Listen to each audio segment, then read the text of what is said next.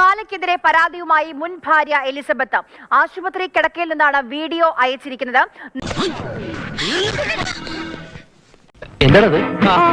എനിക്കൊരു പിടിയും കിട്ടുന്നില്ല. നിരന്തരം അപകീർത്തിപ്പെടുത്തുന്നുവെന്നാണ് എലിസബത്തിന്റെ പരാതി. പത്രത്തിലൊക്കെ വന്ന എല്ലാരും അറിയില്ല Ramendra.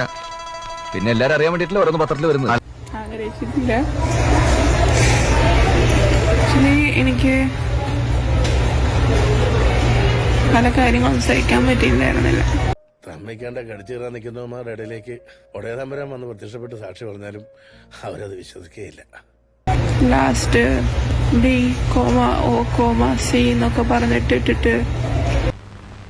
Take care of your family, money sucking leeches, ഇങ്ങനെ കണ്ടിന്യൂസ് ആയിട്ട് പല ത്രെറ്റനിങ് വീഡിയോകളും പലതും.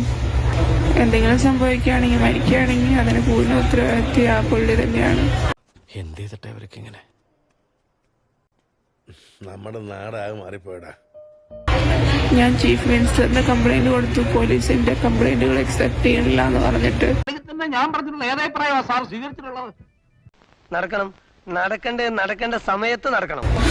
ആവുകയാണെങ്കിൽ ഈ ഒരാൾ മാത്രം കാരണമുള്ളൂ. എന്നെ ചീറ്റ് ചെയ്തു, പിന്നെ ഫിസിക്കലി അബ്യൂസ് ചെയ്തു, മീഡിയയിൽ ഡിഫേം ചെയ്തു.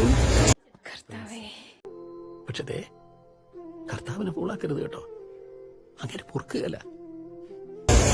അയാൾ മാത്രമല്ല, അയാളുടെ ഫാമിലി മൊത്തം. ഇവന്മാരൊന്നും ജീവിതകാലത്ത് നന്നാവില്ല.